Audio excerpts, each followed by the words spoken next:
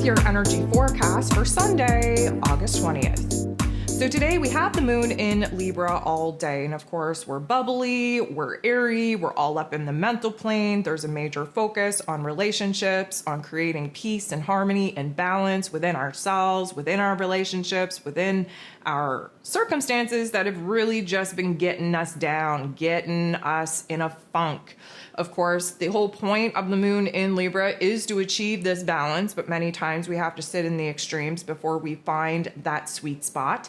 And we are definitely going to be in a more sociable type of mood and attitude, as the Libran energy really does prefer for us to have those social interactions, bounce ideas off of other people, and really see what gets triggered and activated in those particular collaborations and conversations. So there are 10 different aspects here today. 9 of them going to involve the moon in Libra. We kick the day off with the moon in Libra, making an aspect with Uranus, the Great Awakener, who happens to be in this Taurus energy.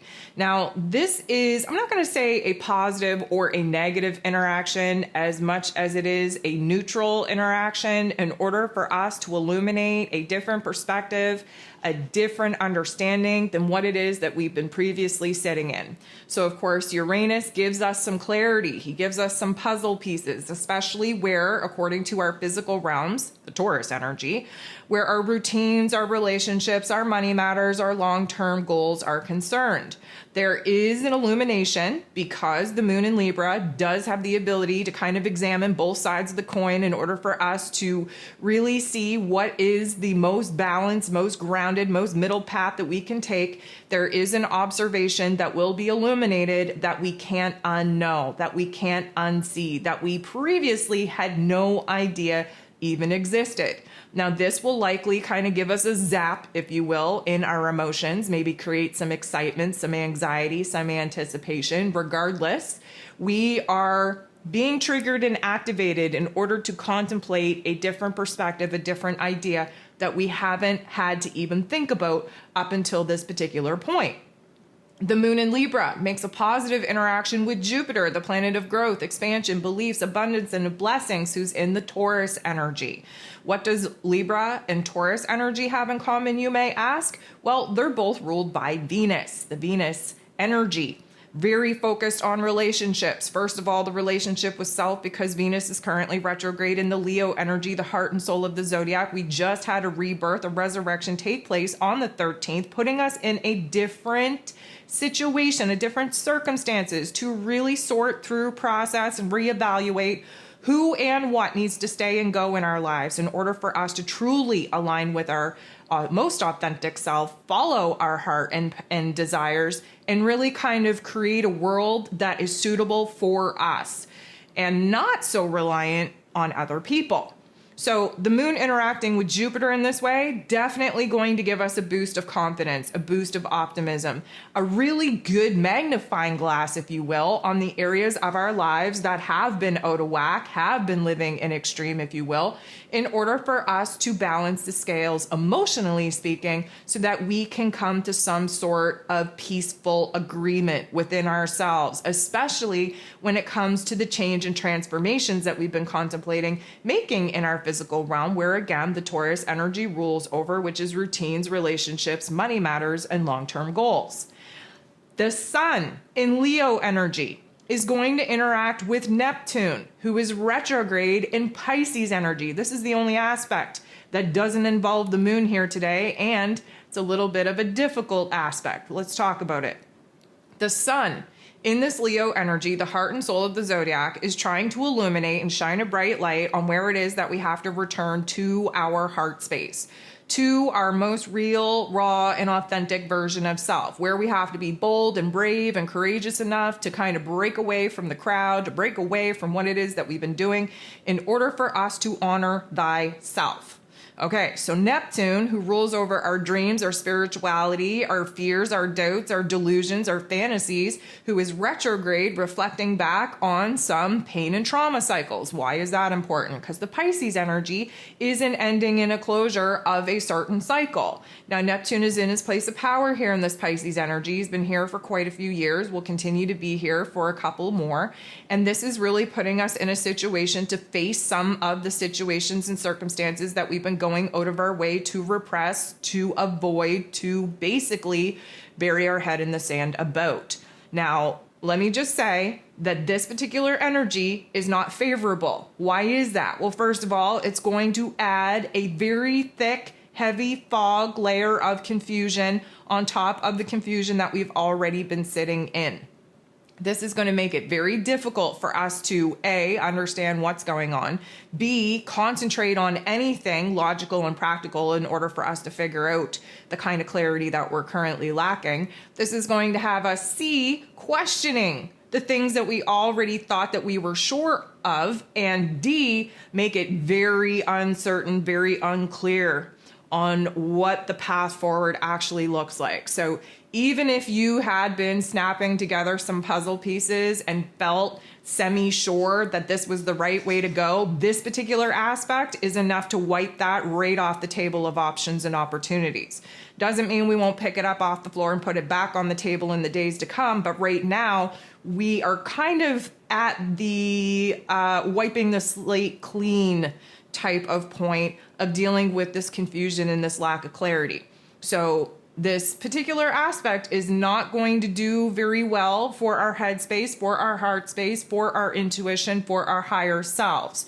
We are going to have to sit in that funk of confusion, of the lack of clarity, and we're going to have to just be. Now, just keep in mind, we have some revelations coming at us that will help us sort through what needs to be put back on the table. If there are things on the floor that we kind of swept off that should be back on the table, we will put it back on there, but it's not happening today. The moon in Libra will go ahead and interact with Saturn in a very positive way. You may remember that we had an interaction with Saturn that was not so happy-go-lucky here towards the end of the day here yesterday. Kind of put us in a funk, made us a little bit more serious and somber than the moon in Libra would prefer us to be in, but did illuminate for us where it is that we have been avoiding some heavier choices and decisions, and where it is that the longer we prolong that particular situation, we are denying the new version of self from actually being anchored in. This particular aspect is a more positive one. So yeah, there is a little bit of seriousness and somberness that comes with the Saturn aspect, just because he gives us a reality check. He wants to make sure that we've learned what it is that we've had to learn from past situations and circumstances, so that we don't have to learn the hard way in moving forward.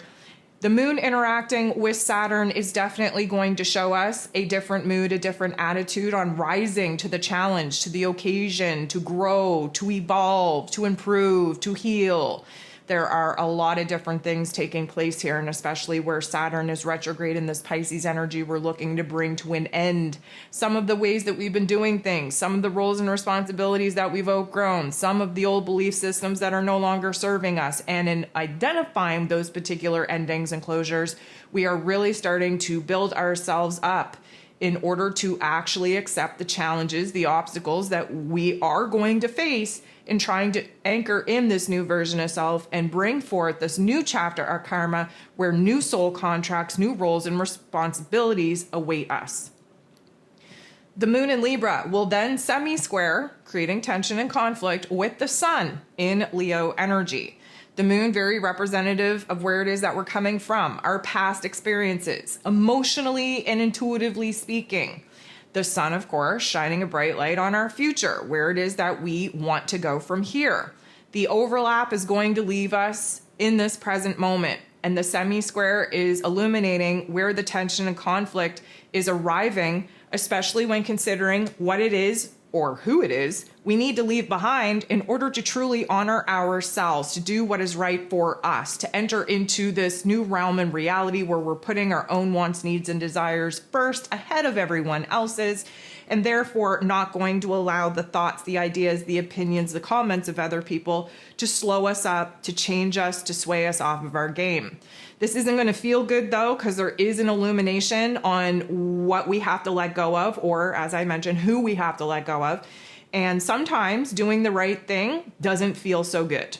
It is the right thing to do, but it brings a lot of hurt, a lot of grief, a lot of pain.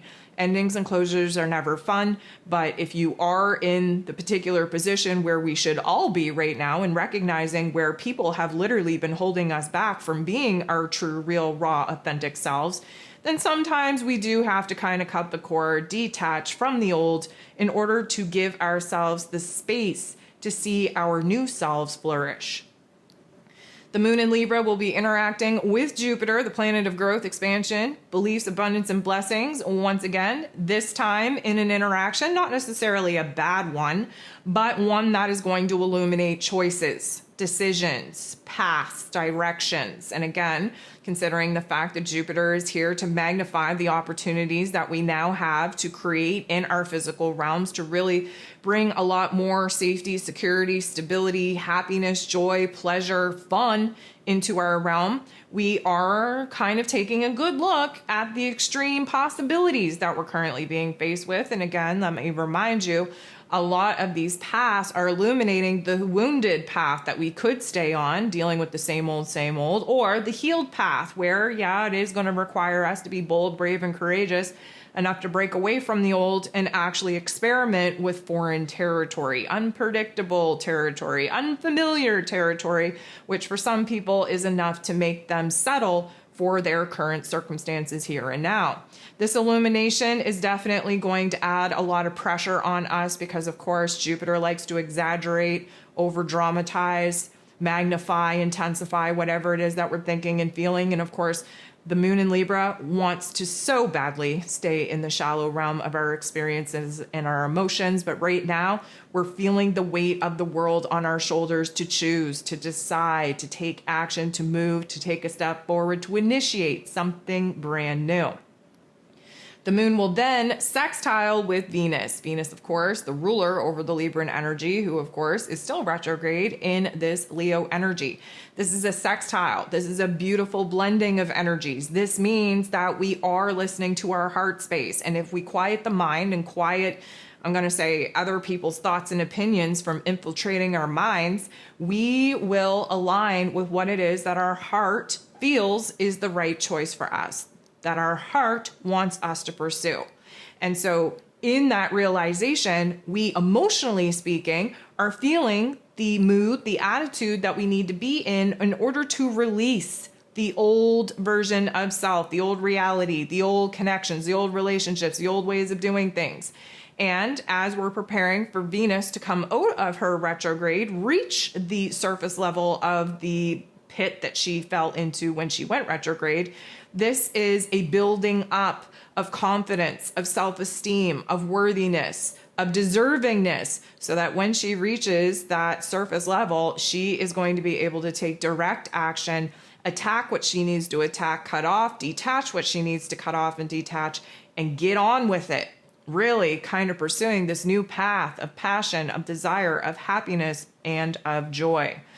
The moon will then interact with Uranus in a very positive way, which means that we're gaining a lot of insight. We just were gifted with a couple more puzzle pieces. We're snapping things together. We're seeing new opportunities, options, choices, decisions available now to us because we've had a change of heart, because we've aligned with our heart, because we've closed the door on other people's thoughts and opinions and have only listened to thyself. This is a game changer. This is a pivot point. This is a realization. This is an aha moment. This is something that we can't back down from. We can't unknow. We can't unlearn. This is just adding fuel to the fire for us to make the change and transformations that we've been hesitant on making because, of course, we're in this really weird adjustment and transitional period. The moon is then going to interact with Saturn, bringing us down a couple of pegs, bringing us down to earth, if you will, making us logical and practical as we sort out the good from the bad, the old from the new. We are really recognizing where it is that we have to be a little bit more serious. And of course, the moon in Libra doesn't want to be serious. We want to stay in the bubbly, happy-go-lucky, shallow end of the pool. But we need to really focus in on our options. We need to take a look at what we have to end, what we have to close the door on in order for a new start, a new initiation, new beginning, to have the space to actually be seated, planted, and then of course step back so we can observe the growth. The last thing that we have going on here today is the moon in Libra, directly opposing, sitting across from Chiron, the wounded healer, who is retrograde in the Aries energy. So Libran energy, Aries energy, they sit across from each other in the zodiac wheel. The Aries energy represents me, the individual. I. What do I want? What do I need? What do I desire? What do I want to pursue? The Libran energy, of course, is we. What do we want? What do we need? What do we kind of desire? What do we want to pursue?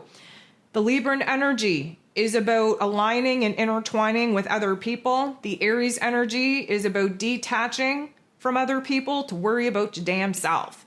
Now, Chiron, the wounded healer, who is retrograde in this Aries energy, is giving us an opportunity to tackle the problems head on, to tap into that spiritual warrior type of attitude and kind of just examine what the real problem is.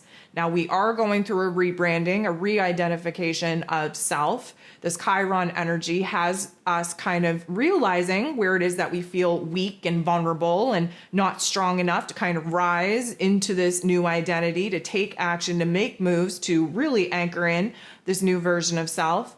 But emotionally speaking, this is going to kind of rip open a lot of the wounds and a lot of the indecisive wounds. Libran energy has a hard time deciding. Indecisiveness is probably its greatest con. Well, the Aries energy is a lot more straightforward, a lot more direct. And right now we're going to have a kerfuffle on where it is emotionally speaking that we are avoiding making the decisions that we know that we have to make in order to close the door on the old chapter and, of course, create space for us to dive into the new.